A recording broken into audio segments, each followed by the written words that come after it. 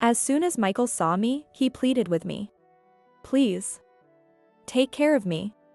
"Why should I?" I blurted out reflexively. "Who do you think you are to say that?" Who was it that said, "No way, ask someone else," when I was hospitalized with a broken bone? You got yourself into this mess.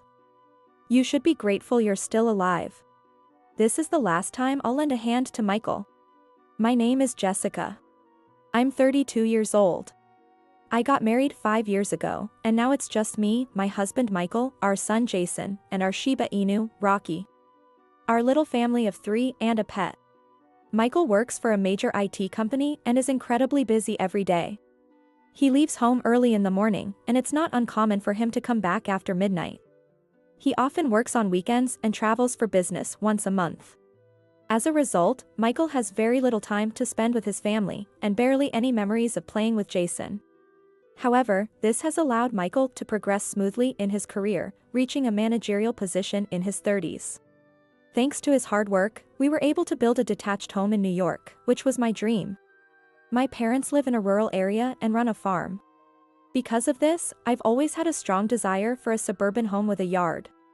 Jason and I are able to live comfortably thanks to Michael. I've come to terms with the limited family time we have. To outsiders, we might seem like a fortunate family. However, due to my husband's frequent absence, I'm left to manage childcare and household duties alone. This is what you'd call solo parenting. I wanted to put Jason in daycare and work, but Michael insisted on a kindergarten that also has classes, so Jason is attending kindergarten. As a result, I ended up being a stay-at-home mom. Thankfully, I have a dependable friend. It's Mitzi, a childhood friend of mine. We're the same age and from the same hometown.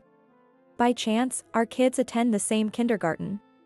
Mitzi divorced last year and is now a single mother. Having tea at my place after dropping Jason off at kindergarten has become my only respite. We talk about our frustrations with our husbands and the challenges of parenting. While talking with Mitzi, I realized something. It seems I had unknowingly harbored resentment towards Michael. People often told me it would be sinful to feel discontent, and I believed them.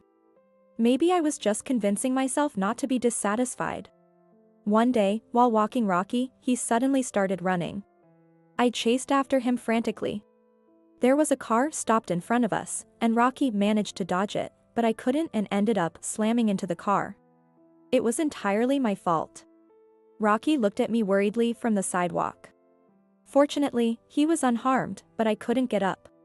I was taken to the hospital in an ambulance, diagnosed with a shoulder contusion and fractures in my ankle and fibula, resulting in an immediate hospitalization. It looks like I'll be hospitalized for about 3 months. I wondered what would happen to Jason's care. And the chores. The more I worried, the more endless it seemed. I called Michael's phone. I thought he would help out at least this time, but he was perpetually unavailable, and there was no response. While I was fretting, Mitzi called me. It was about discussing costumes for a kindergarten play, but I cut the conversation short and asked her to take care of Jason. Initially surprised and concerned for me, Mitzi seemed relieved to hear my voice sounding more upbeat than she expected and gladly agreed to look after Jason. I was so touched that I almost cried.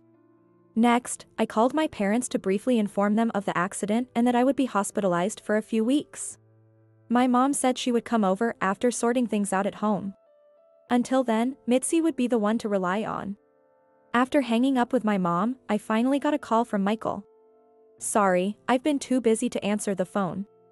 I reported the accident to Michael and asked him to bring some clothes and other necessities. However, his response was unbelievable. No way. Why should I have to do that? I have to get up early tomorrow. Ask someone else. I had thought that Michael would be incredibly worried about me, but I was the one who ended up being surprised. It wasn't just that Michael refused to bring my things, I was shocked that he didn't even seem to care. I had hoped that he would show more concern for me and our family. Was I naive to expect some kind words from Michael? The next day, Mitzi came to the hospital. She brought clothes and other essentials from my house. Mitzi has a key to my house, and I have one to hers. We've always discussed helping each other out in times of need. I brought extra towels. Let me know if you need anything else. I am deeply grateful for Mitzi's thoughtfulness. Her kindness was a comfort, especially after being let down by Michael's actions the day before. Moved by her kindness, I found myself tearing up. Mitzi chuckled and said, "Don't be so dramatic," as she handed me a handkerchief. Mitzi has a personality that is the complete opposite of mine. She is calm, good at reading the room, and empathetic. I have never seen her argue with anyone. This contrasts sharply with me, as I am looking to get certified and eager to work actively outside the home. "Are you okay?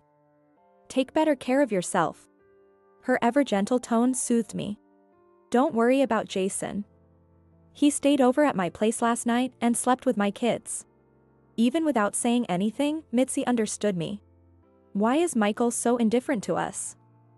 I know he's busy, but he hasn't even visited or seen Jason, has he? I voiced my frustrations about Michael to Mitzi, who had come to visit. Seeing me sighing with frustration, Mitzi smiled kindly. "Men can be like that. He's probably dealing with stress at work that we can't understand." That might be true, but not showing up or caring at all seems too much. Michael is working late, not out playing, right? That's true. Thanks to Michael, we have a comfortable life and our own home. He does provide sufficient money for us. Mitzi's words somehow made me feel better. "Let me know if you need anything. I'm flexible with my time and can come over anytime." Talking to Mitzi cleared my mind a bit. I'll have to have a proper conversation with Michael once I'm discharged. More than anything, I wanted to see Jason. My mother rushed over from the countryside, and somehow, I made it through the 3-week hospital stay and returned home. After bringing me back, my mom had to return home immediately due to farming responsibilities. After 3 weeks, my house seemed incredibly nostalgic. The one who greeted me was Rocky. As if he thought my crutches were an enemy, he started barking furiously. I sat on the sofa, looking around the living room. Nothing had changed. Indeed, there's no place like home. Even though I was settled on the sofa, Rocky wouldn't stop barking at me. There are no crutches anymore. "What's wrong?" Rocky dove into my bag and pulled out a handkerchief. It was the one I had intended to return to Mitzi. I had put it in my bag to wash it at home. Rocky then grabbed the hem of my pants and started pulling. It seemed he wanted to lead me somewhere. I managed to get up and followed Rocky, crutch in hand. Rocky, excited, marched ahead. He stopped in front of our bedroom, stood up, and scratched the doorknob, managing to open the door. "Why the bedroom, Rocky? What's there?" Without hesitation, Rocky stuck his head under the bed and pulled something out with his mouth. It looked like a piece of beautifully patterned fabric. Rocky dropped the fabric in front of me. It looked familiar. When I spread it out, it turned out to be a scarf. I remember seeing it a few weeks ago. Yes, Mitzi was wearing it. I saw it when she visited me in the hospital. But why would that scarf be here? I shivered at the unpleasant thought. No, that couldn't be. After all, Mitzi is my childhood friend and a kind person. I shook my head vigorously, banishing the dreadful thought from my mind. Moreover, Rocky climbed onto the bed and began pulling at the sheets. I felt a chill run through my body. If what Rocky was doing was true, it meant Mitzi had slept in our bed. The image of Mitzi's kind smile flashed in my mind. No, I must be thinking too much. I spoke to Rocky, trying to convince myself. She wouldn't be sleeping here, right? Rocky gently licked my face in response. In the afternoon, Jason came home. When he saw me, he hugged me tightly. Indeed, Jason is my sunshine. I felt a warm glow of happiness.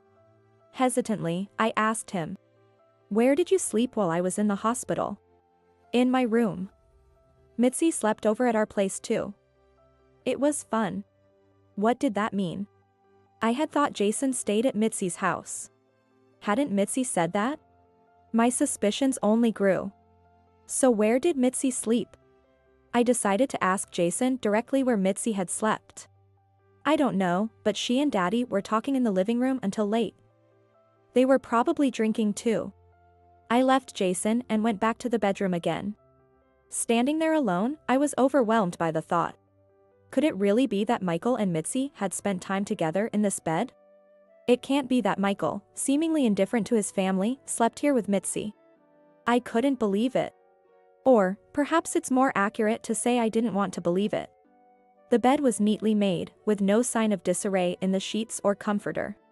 Yet, it seemed the scent alone couldn't be completely erased.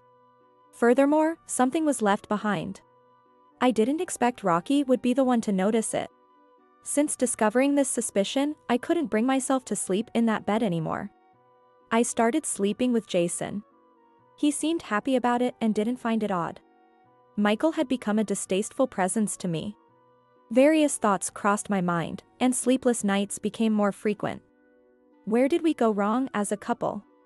Around the time my cast was removed, Michael left the house in a strangely good mood. I had a bad feeling about it. While waiting for the kindergarten bus, Mitzi showed up. Today, she was dressed fashionably. Her makeup also seemed a bit more elaborate than usual. "Good morning, you're quite dressed up today.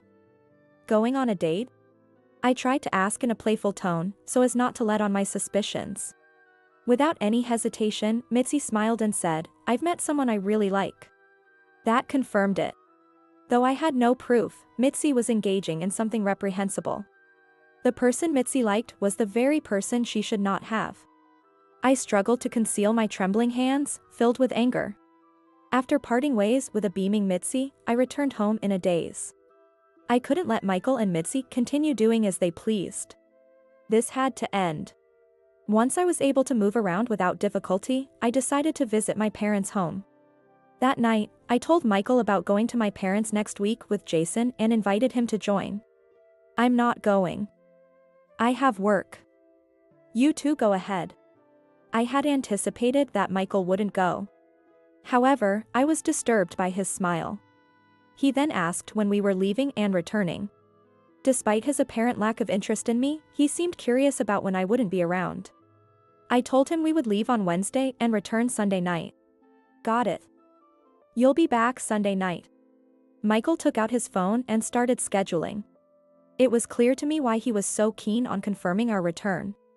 I didn't miss the smirk on his face as he fiddled with his phone. The 5 days at my parents' house were wonderful. Jason was fascinated with farming, and he spent each day in the fields with my father, enjoying digging in the soil. On the way home, Jason repeatedly said, "It was fun. I want to come back again." The thought of the confrontation that awaited us at home weighed heavily on me. After returning from my parents, Michael announced he would be going on a week-long business trip. Until now, his trips had lasted no more than 2 nights. A whole week seemed suspiciously long.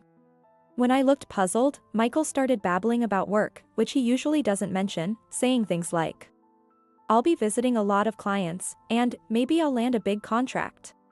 It must have been to hide his guilt. Yet, he cheerfully hummed a tune while getting ready. To anyone watching, it seemed like he was preparing for a trip rather than a business trip. Michael left home early in the morning. Moreover, he unusually said, "See you," before leaving. I heard the engine sound from outside. There's no way he would need a car for a business trip. Finding it odd, I stepped outside only to see our car parked in the garage. Returning to the entrance, I casually checked the shoe cabinet and Michael's hiking shoes were missing. You wouldn't pair hiking shoes with a suit. When I checked the closet, Michael's outdoor jacket was also missing. What kind of business trip was Michael talking about? Still, the fact that Michael wouldn't be home for a week was a relief. I was glad I didn't have to see his face. By this time, I had absolutely no romantic feelings left for Michael. A few days later, while cleaning the house after dropping off Jason at daycare, I got a call on my phone. It was from an unknown number, so I answered cautiously. The call was from a hospital nestled in the mountains near my parents' house. Shocked by the call, I rushed to the hospital. I picked up Jason from kindergarten and hurried to my parents' place. In the car, I briefly explained to Jason. Michael had gotten lost while camping, slipped, and fell down a ravine. He was alive, but he suffered severe injuries including open fractures on both legs. Fortunately, he was rescued by the local volunteer fire brigade. If not rescued, it could have been fatal. At first, Jason joked about it saying, "Just like Mom," but when I told him about the life-threatening situation, he quickly became serious and worried. I left Jason at my parents' and went to the hospital. Indeed, Michael's business trip was a lie. I knew it, yet I couldn't suppress my anger. I felt foolish for bringing Michael's change of clothes and other belongings. I also brought an important envelope with me. At the hospital, I was told Michael was being treated in the ICU. Waiting in the lobby, I could hear someone screaming in pain. It seemed to be Michael's voice. I was worried, but I also thought it was divine retribution. Soon after, a nurse guided me to the ICU. In the ICU, Michael was crying out in pain and anxiety. His neck was immobilized, and his body was wrapped in bandages. Jason would probably cause a commotion if he saw him, saying, "He looks like a mummy." Michael was displaying a truly pitiful state. Upon seeing me, he immediately began to plead. "Please. Take care of me." "Why should I?" I blurted out reflexively. "Who do you think you are to say that?" "Who was it that said, 'No way, ask someone else,' when I was hospitalized with a broken bone?" Just then, the curtain of the next bed was drawn. And I screamed. It was none other than Mitzi who was there. Obviously, she had gone camping with Michael. Mitzi was also injured, just like Michael. Not only her arms and legs, but her face and head were also wrapped in bandages. The area around her eyes was terribly bruised. She surely couldn't move as she wished under such conditions. Michael hadn't noticed that the curtain had been opened. His face was immobilized, and he probably couldn't focus on anything beyond the pain. Michael vented his pain and frustration on me. "Do you even understand my pain? Don't just stand there gawking, hurry up and take care of me." Michael had slid over 30 feet down into a ravine. It's no wonder he was in pain. He should consider himself lucky to be alive. "How could I possibly understand your pain?" I snapped back at Michael. I had reached my limit. Michael lied about being on a business trip, went camping with Mitzi, got lost, and caused serious injuries, inconveniencing everyone. And on top of that, he made a fuss about being nursed. "You brought this on yourself. Just be grateful you're alive." This was the end of me extending my hand to Michael. Our marriage had already ended. Today, here, I would put an end to it all. Mitzi was also here, so it was a good opportunity to settle everything. I decided to steadily corner Michael. I didn't care about Michael's pain at the moment, justice was on my side. "Does your company call camping a business trip? Or perhaps the campground was filled with your important clients?" I was not yet ready to ease up. I continued to corner Michael. "Is there really a need for someone in IT to go deep into the mountains where you can get lost?" Michael glared at me with teary eyes, enduring the pain. "Shut up. It's none of your business. You went back to your parents' house too, didn't you? Don't lecture me." What a thing to say. I was honest about going back to my parents' house. But Michael had lied. I didn't lie. "Did you have a reason you had to lie?" Michael just glared at me, saying nothing. He probably couldn't retort. Turning my back on the silent Michael, I looked down at Mitzi. "Did you follow Michael's lead and slide down too?" Mitzi grimaced in pain and then spoke. "Yes, I was trying to help Michael, and I ended up sliding down with him. What was supposed to be a fun camping trip turned into a disaster, didn't it?" I laughed sarcastically. "No, Jessica. You misunderstand us." Mitzi replied weakly in a small voice, her expression pained. I wondered what was misunderstood. Everything seemed completely true. I was the one who insisted Michael come camping. "I know this area well and there's a secret spot here." Mitzi was defending Michael. Did she think she was the tragic heroine? "Please, if you're going to blame someone, blame me. Michael did nothing wrong." Mitzi sobbed. The more she spoke, the less credible it seemed, yet she continued. "I never intended to hurt you, and I'm truly sorry things escalated like this," Mitzi said, seemingly intoxicated by her own tears. Her words were too hollow. I should be the one crying. Noticing Mitzi's voice, Michael interrupted the conversation between Mitzi and me. I was just going along with Mitzi's hobby. "I can't just turn down an invitation from your best friend, can I?" Michael seemed determined not to admit to any affair. Huh, so the business trip was a lie after all, I said. Michael began to look agitated. Mitzi, still playing the tragic heroine, continued to defend Michael. Both of you, stop it. If you continue this disgraceful affair, you'll only bring more trouble upon yourselves. It seemed I was about to deliver retribution to Michael and Mitzi. I will stop playing along with Mitzi's self-pitying drama. I pulled out an envelope from my bag that I had brought from home. I scattered the photos from the envelope over Michael and Mitzi's hospital beds. Michael and Mitzi were speechless, their mouths agape. Their eyes were wide open as if they couldn't believe what they were seeing. The photos showed Michael and Mitzi entering a hotel arm in arm and entering my house intertwined. I had hired a detective when Rocky found Mitzi's scarf on the bed. Michael and Mitzi had been meeting secretly even when Jason and I were visiting my parents. Michael turned red with anger. How could you do this? Taking hidden photos is sneaky. It was just dinner together while you were hospitalized with a fracture. I almost burst out laughing at Michael's predictable tantrum. Mitzi, on the other hand, was still sobbing pitifully.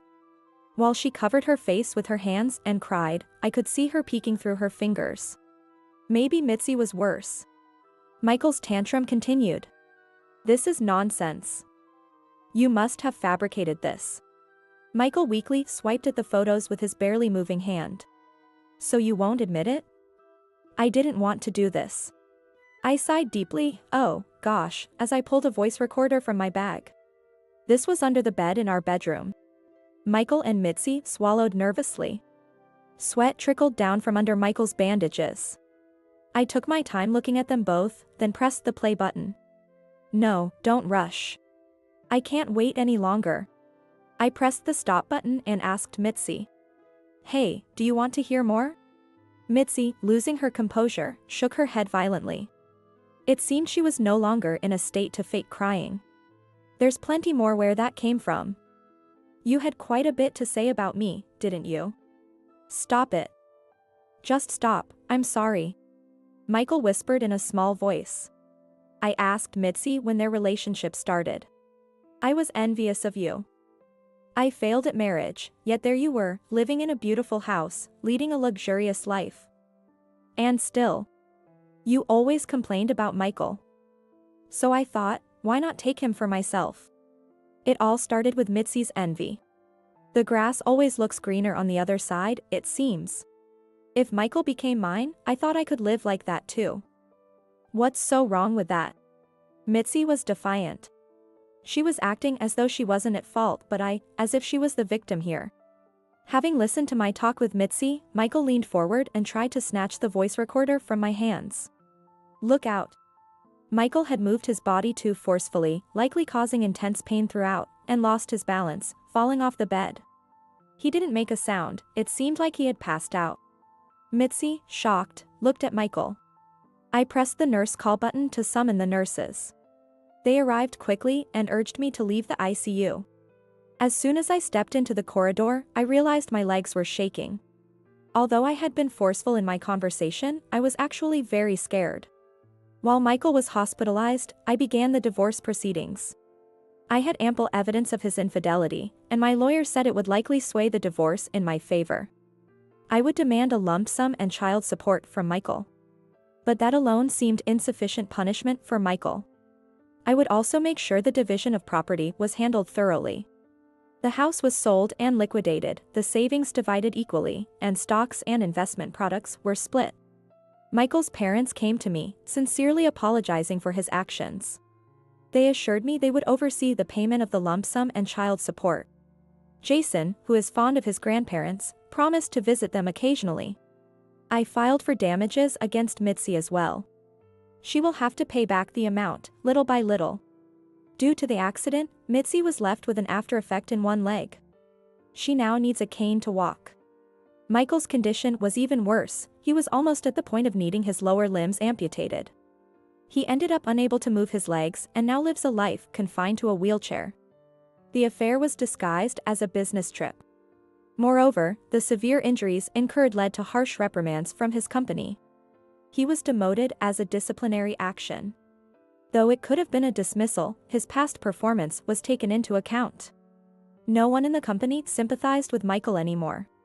Exposed to cold stares, he felt alienated. Having lost his home, his savings were depleted by the lump sum and child support payments, and he now lives in an old apartment. Obviously, it's not barrier-free, so he seems to be struggling significantly with his daily life. Recently, Michael's father updated me on his situation.